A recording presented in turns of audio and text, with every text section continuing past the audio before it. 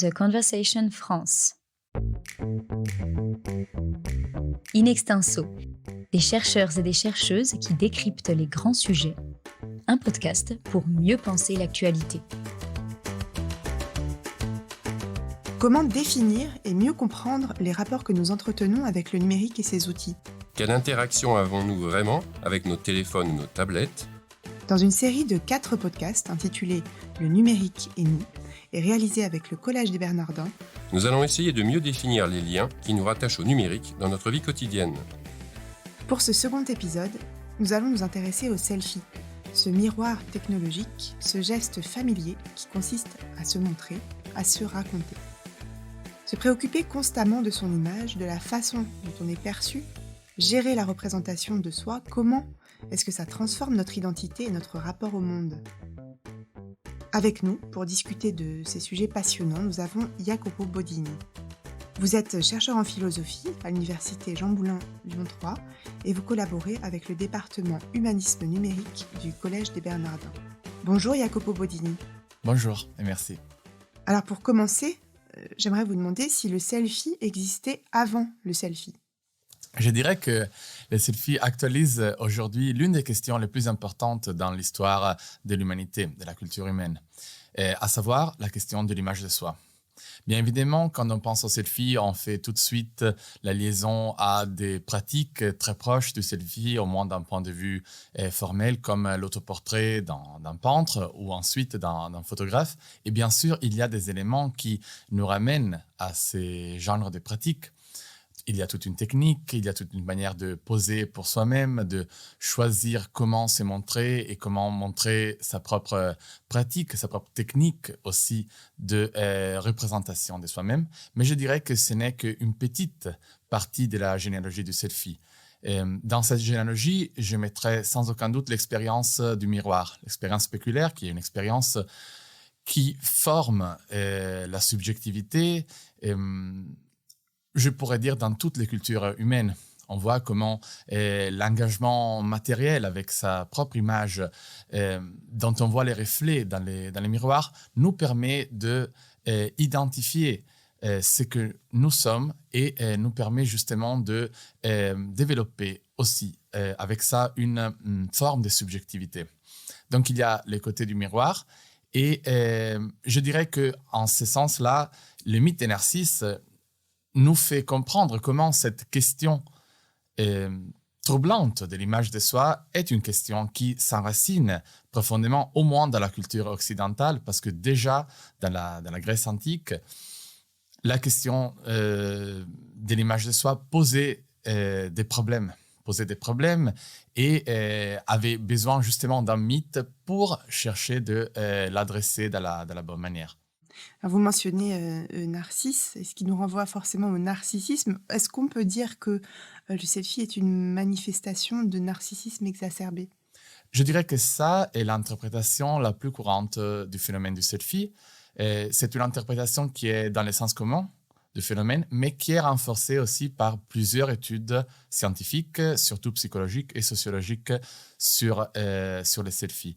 Il s'agit d'une interprétation qui a une double fonction par rapport au phénomène du selfie. D'un côté, elle est une interprétation pathologisante et de l'autre côté, elle est moralisante. Et c'est curieux parce que ces deux fonctions sont typiques de comment on a interprété au cours de la culture occidentale le mythe de Narcisse. Qu'est-ce que ça veut dire ? D'un côté, on définit les selfies comme un degré excessif, démesuré, pathologique justement, d'implication de soi-même. Donc, on a un souci de soi et de son image qui est trop grand. Et ça, serait l'aspect pathologique.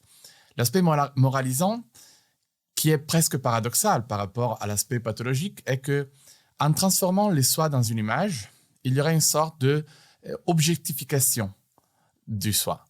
Donc, l'identité, la personnalité, le sujet se retrouvent objectifiés dans une image et ce serait quelque chose de dégradant par rapport à ce qu'on considère d'habitude comme les sujets. Donc, d'un côté, on a un degré excessif d'implication avec soi-même, mais de l'autre, c'est soi-même est réduit à une image. Et donc, ça perdrait sa profondeur, ça perdrait son agency, sa capacité de se relationner avec les autres, etc. Et pourquoi plus dégradant qu'un autoportrait en peinture, par exemple ? Je suis tout à fait d'accord. Je pense que de ce point de vue-là, ce qui nous trompe aujourd'hui est la facilité avec laquelle on peut prendre des selfies. Et pour faire un autoportrait en peinture, il faut avoir une technique. Mais en fait, il faut avoir une technique aussi pour prendre un selfie. D'un côté, c'est la technique du téléphone portable qui nous permet de prendre les selfies, par exemple. Donc, c'est une technique technologique. Et de l'autre, c'est aussi une technique de capacité, de geste, de savoir utiliser la lumière. De se mettre en scène. De se mettre en scène, absolument. Pas tous les selfies sont pareils et c'est sûr qu'on a beaucoup à apprendre par ceux qui sont très bien à se prendre des selfies de ce point de vue-là, du point de vue de la technique, justement. Par rapport à l'autoportrait, oui, il y a cette sorte de condamnation du selfie et je pense que c'est un peu limitant d'interpréter ces phénomènes de cette manière. Parce que, comme je disais avant, il s'agit d'un phénomène qui est vraiment enraciné désormais dans notre culture humaine. Et c'est un phénomène que je définirais même global parce que c'est répandu partout dans le monde. Je fais un petit exemple pour montrer à quel point le geste du selfie est devenu un geste qui fait partie de la culture humaine. Et j'ai vu une photo il y a quelques années sur une revue de 2 gamins très petits, 2 enfants syriens réfugiés qui jouaient et n'avaient pas beaucoup de jeux, de jouets avec eux. Et ils utilisaient une chaussure et l'utilisaient en faisant les gestes du selfie. Alors, ça m'a rappelé évidemment quand moi j'étais petit et j'ai joué avec des chaussures en utilisant la chaussure pour faire les téléphones. Et là, le téléphone a changé de position par rapport à nous. La gestualité du téléphone est devenue une autre et est devenue celle du selfie. Donc, ce n'est pas que l'effet de pouvoir effectivement avoir sa propre image à revoir et partager, mais c'est juste l'effet de poser quelque chose en face de nous pour communiquer quelque chose, ce qui fait rêver d'une certaine manière l'humanité d'aujourd'hui. Et alors, on ne peut pas réduire ces phénomènes juste à quelque chose de pathologique. Et on ne peut pas avoir une attitude tellement moralisante face au selfie. Parce que je pense, et on va le voir, que l'image est quelque chose de beaucoup plus qu'un objet. Et disons que ce qui caractérise cette approche pathologisante et moralisante est justement de penser l'identité, l'individualité, la subjectivité, on peut l'appeler comme on veut, comme quelque chose de a priori par rapport au geste du selfie, par rapport à l'image, par rapport à ses représentations. Donc, il y a une identité et il y a une représentation de quelque chose qui est déjà constitué à la base. Oui, l'identité préexiste en fait à ce geste du selfie finalement. Ça, c'est un peu ce qui est à la base de ces interprétations. Et moi, je voudrais un peu questionner ce type d'approche parce que je pense que le geste du selfie est un geste performatif qui aide, comme plein d'autres gestes, à définir et redéfinir en continuation l'identité. Vous écoutez In Extenso, le podcast qui donne la parole à la recherche. Alors, qu'est-ce qu'il nous dit, ce geste du selfie, sur notre façon d'interagir avec le monde ? On peut aussi peut-être évoquer les stories sur Instagram, qui sont une autre façon encore de se présenter, de se mettre en scène encore plus sophistiquée, puisque là, on peut travailler en séquence, on peut se montrer, mais on peut aussi montrer ce qu'on voit. Ou ce qu'on entend, on peut commenter par-dessus, avec de la musique, avec du texte, enfin c'est assez riche comme forme de narration. Alors, qu'est-ce que ça nous raconte justement des liens qu'on entretient avec les autres ? Justement, j'aimerais, avant de revenir au contemporain, de faire un petit détour encore par le mythe de Narcisse. Parce que si on va à lire ce mythe avec une attitude moins moralisante ou pathologisante, on voit comment, en effet, déjà pour Ovide, qui est celui qui raconte le mythe de Narcisse dans la manière la plus connue aujourd'hui, dans ses Métamorphoses, le mythe de Narcisse raconte la rencontre de Narcisse avec un monde, avec son milieu. C'est le milieu justement qui lui permet de voir son image, de voir les reflets de son image dans l'eau. L'eau, c'est quelque chose d'autre. Et ce qu'il découvre est en même temps le fait d'être et ne pas être cette image. Et c'est comme s'il découvrait en même temps appartenance au monde qui l'entoure et sa possibilité de s'en détacher en tant que sujet. Et là, il y a une sorte de réversibilité qu'on apprend et on découvre qu'on fait partie d'un paysage, on fait partie d'un monde, mais aussi on est une sorte de repliement de ce monde, comme aurait dit Merleau-Ponty, un repliement du visible sur soi-même. On est d'abord visible et après on devient voyant. Mais en ce qu'on voit, on voit toujours nous-mêmes d'une certaine manière. Et donc, les mythes des narcisses racontent un peu ça. Et je pense qu'aujourd'hui, avec le geste de pointer la caméra frontale envers nous, on pourrait découvrir ou valoriser plus ce qu'on montre de ce qui nous entoure, évidemment. Et quand on fait un selfie, on se situe quelque part, toujours. C'est toujours en relation avec les contextes. D'ailleurs, même dans les exemples, disons, les moins nobles, si je suis à Paris, je me fais un selfie avec la Tour Eiffel, par exemple, ça c'est très stéréotypé. On raconte presque rien, mais on est en train de dire « je suis là ». Si je rencontre quelqu'un de célèbre, je fais un selfie pour dire « je suis là, j'ai connu ». Donc, ce n'est jamais que les racontes de soi-même, c'est toujours les racontes d'un contexte. Mais évidemment, ce contexte pourrait être problématisé. Il y a un très beau film de Agostino Ferrente, qui est un réalisateur italien. C'est un film documentaire qui a donné une caméra qui était posée sur un selfie stick, donc était utilisée comme un téléphone portable à deux jeunes qui habitent dans la banlieue napolitaine. Et justement, à travers le selfie, parce que le film est tout tourné avec ce geste de selfie, ils racontent leur réalité. Et il n'y a pas une distinction par rapport à celui qui raconte l'histoire et l'histoire qui est racontée. Les deux sont du même côté. Et ça, c'est quelque chose de très intéressant et très puissant, je pense, parce qu'il n'y a pas quelqu'un qui se distancie ou se sépare de ce qui est montré pour le raconter, mais il faut être dans ce qui est raconté. Il faut toujours se montrer là-dedans, mais montrer aussi d'autres choses. Donc une abolition de la distance avec ce qu'on raconte, et puis une forme de rapport à l'altérité, ce qui est en fait l'inverse du préjugé à propos du selfie. Ce qui est intéressant, c'est que c'est aussi une image d'inversion, puisque finalement, quand on se prend en photo ou quand on se filme, on ne sait pas forcément ce qu'il y a derrière soi. On a pu le voir avant, le moment où on fait l'image, au fond, on ne sait pas ce qui va se passer derrière. Donc ça, c'est aussi en lien avec ce que vous racontez sur le mythe de Narcisse et la découverte d'un environnement, finalement. Plusieurs fois, on découvre des choses qui se passent derrière nous grâce au selfie. Et parfois, même ce qui est derrière devient plus important que la figure. Là, la psychologie de la Gestalt nous disait que il n'y a jamais une figure et un fond séparés. Les deux sont toujours dans un rapport de définition et redéfinition continue. Et donc, ce n'est pas forcément les sujets dont on fait les portraits dans les selfies, ce qui sert à la figure. Peut-être le fond va prendre la place du sujet et va devenir la figure. Parce que quelque chose derrière nous, ce n'est pas ce qui est plus intéressant de ce que je suis face à l'écran. Oui, donc au fond, le préjugé au sujet du selfie, il est aussi lié au fait qu'on abstrait, qu'on sépare ce qui ne peut pas être séparé, finalement. Exactement. Je pense que cette séparation est très ancrée dans la culture occidentale. C'est la représentation en tant que, dans les termes allemands, Vorstellung, posée devant. Et aussi sujet et objet, c'est toujours dans cette opposition de quelque chose qui domine le sujet et quelque chose qui lui est offert comme l'objet. Et là, il y a toujours un rapport de domination. Et par contre, si on est du même côté, on doit avoir un rapport, je pense, on devrait avoir un rapport plus respectueux. On pourrait l'avoir. Et donc, en ce sens-là, les selfies pourraient nous aider en se situant du même côté que les objets, entre guillemets, qui ne sont plus que des objets. Donc, moi, je dirais dans les paysages.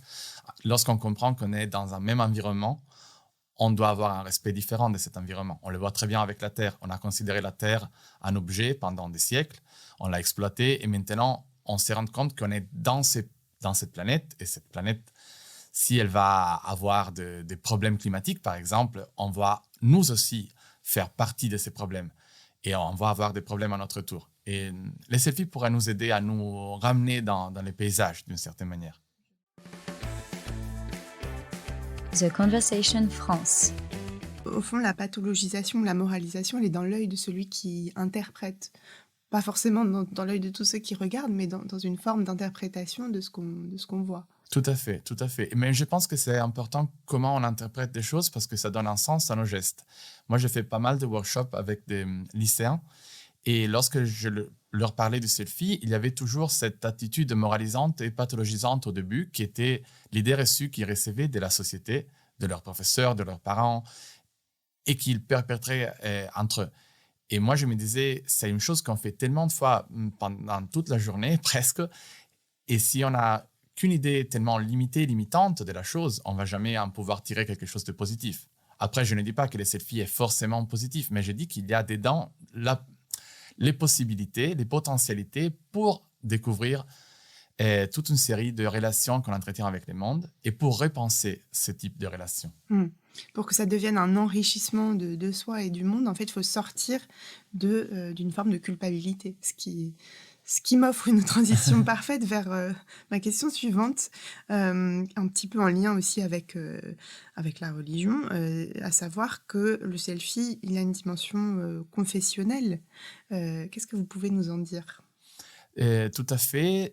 Je dirais que là, c'est une remarque qui fait Giovanna Boradori, qui est une philosophe italienne qui travaille aux États-Unis et qui met en évidence comment l'espace du selfie devient un véritable espace confessionnel dans lequel les sujets construisent sa propre subjectivité à travers l'injonction à dire la vérité à propos de soi-même. Mais la vérité, elle est toujours une histoire. Il n'y a jamais une vérité sans la fiction qui nous permet de la raconter. Et donc, justement, les selfies deviennent l'espace où on raconte notre vérité, mais il s'agit d'une vérité qui peut-être les autres veulent entendre ou qu'on veut faire entendre aux autres. Et donc, là, le problème devient quel type de confession se passe lorsqu'on a affaire avec le selfie. Parce que les histoires qu'on raconte, c'est toujours des histoires qu'on prend, on modèle, on reprend des autres. Et donc, il devient très important d'aller voir certains stéréotypes, par exemple, qu'on peut utiliser lorsqu'on a affaire avec les selfies pour les déconstruire et pour trouver d'autres manières de raconter. Mais il est évident, je pense, ce type d'espace confessionnel dans l'évolution de l'usage du selfie. Désormais, le selfie n'est presque plus simplement photographique, mais devient cinématographique, comme vous le disiez avant. Il y a toute une sorte de mise en scène qui passe aussi par la voix. La voix devient fondamentale dans les stories. Il faut raconter, parce que si on raconte, on va accrocher d'une quelque manière celui qui nous regarde. Et alors là, je pense que cette dimension confessionnelle, elle sort en toute sa puissance. Mais justement, la confession, entre guillemets, qu'on fait à travers les selfies nous montre les processus de formation d'une identité. L'identité n'est pas précédente à ce geste, mais c'est grâce à ce geste, et c'est un geste qu'on répète toujours, et donc c'est toujours un processus qui ne s'achève presque jamais, on va pouvoir redéfinir notre subjectivité. Un rapport au milieu, un rapport à la technique qu'on utilise, et à la technologie, évidemment, et aussi à la manière de circulation des selfies. Ils sont tous des éléments qui vont constituer l'identité. Mais il y a aussi des gestes créatifs qui pourraient être là-dedans. Oui, en fait, on fabrique une nouvelle forme d'intimité par ce geste. Et c'est une intimité qui porte un nom aujourd'hui. On parle d'extimité. Est-ce que vous pouvez nous en dire un peu plus sur ce concept ? Oui, avec plaisir. L'extimité désigne un peu ce qui est intime et en même temps qu'on désire montrer aux autres. Il s'agit d'un concept que, disons, vient de Lacan et de la psychanalyse. Mais aujourd'hui, il a été surtout remployé par Serge Tisserand, qui est un psychologue qui s'occupe de numérique. Et justement, il pose ces concepts en relation aussi à l'estime de soi qu'on peut construire à partir du raconte de l'intimité aux autres. Il y a aujourd'hui une connotation plutôt positive de ces termes, lorsque chez Lacan, il y a aussi un rapport avec ce qui trouble, avec la chose, avec ce qui est innommable, ce qui est troublante dans le monde. Et alors là, je pense qu'on revient à cette exposition, au fait d'être exposé aux autres, d'être visible avant que voyant. C'est quelque chose qui nous perturbe, parce que le fait d'être regardé, de subir les regards d'un autre, c'est quelque chose qui nous perturbe et qui, justement, en même temps, nous ouvre à l'altérité. Et c'est ça qui est difficile à gérer d'un côté, mais qui est fondamental de l'autre, parce que c'est la base un peu de de notre possibilité d'avoir des relations et de se constituer comme sujet dans ces relations. Ce selfie qu'on diabolise tellement, il permet d'inventer une nouvelle forme d'intimité, de narration de soi. Tout ça s'inscrit dans un continuum. Il n'y a pas de rupture, il n'y a pas peut-être même pas plusieurs soi, plusieurs identités, mais une démultiplication, plusieurs facettes. Je ne sais pas comment on pourrait l'exprimer. Ah oui, il y a une... je ne sais pas, on pourrait parler de processus. Et dans les processus, il y a différentes phases. Et ces phases, justement, elles sont ensemble et en même temps, elles ne sont pas dans le même temps. Pardon, le jeu de mots, elles ne sont pas contemporaines. Les phases, elles se succèdent, mais elles sont relatives les unes aux autres. On pourrait parler d'un thème et de variations. C'est intéressant de repenser l'identité à partir du selfie. Et c'est un exemple que je fais souvent à mes étudiants quand je les invite à penser les thèmes de l'identité, pas en mettant l'identité à la première place, mais en la voyant comme quelque chose qui arrive après. Et donc d'abord, il y aurait les différences et après l'identité. Et l'exemple que je fais toujours à faire avec les selfies, parce que je dis, prenez tous les selfies que vous avez de vous-même dans le téléphone et je vous demande, c'est qui vous? Vous êtes qui? Et on ne peut pas pointer une image ou l'autre. Il est évident qu'il s'agit de toute une série de variations dans laquelle j'inclus aussi le moi qui est devant l'écran et qui doit choisir. Il fait partie de ces variations, mais l'identité est quelque chose qui n'est pas donné en tant que tel, c'est un thème. Un thème qu'on peut comprendre en tant qu'effet de toutes ces variations de résonance, disons, entre toutes ces différences. Là, c'est le thème variation musicale. C'est comme si on disait, les thèmes n'est pas forcément la première variation, mais les thèmes est ce qui sort depuis qu'on a écouté toutes les variations. Et c'est la même chose un peu avec les selfies. Ça peut nous aider à reconcevoir l'identité de cette manière. Merci beaucoup. Je crois que les auditrices et les auditeurs n'auront plus aucun scrupule à faire des selfies grâce à vous, Jacopo Bottini. Merci. Ça m'a fait plaisir. Merci à vous. In Extenso est un podcast de The Conversation. Chaque vendredi, la rédaction donne la parole à la recherche pour mieux comprendre l'actualité. Retrouvez l'ensemble des épisodes d'In Extenso et nos autres séries directement sur theconversation.com dans la rubrique podcast.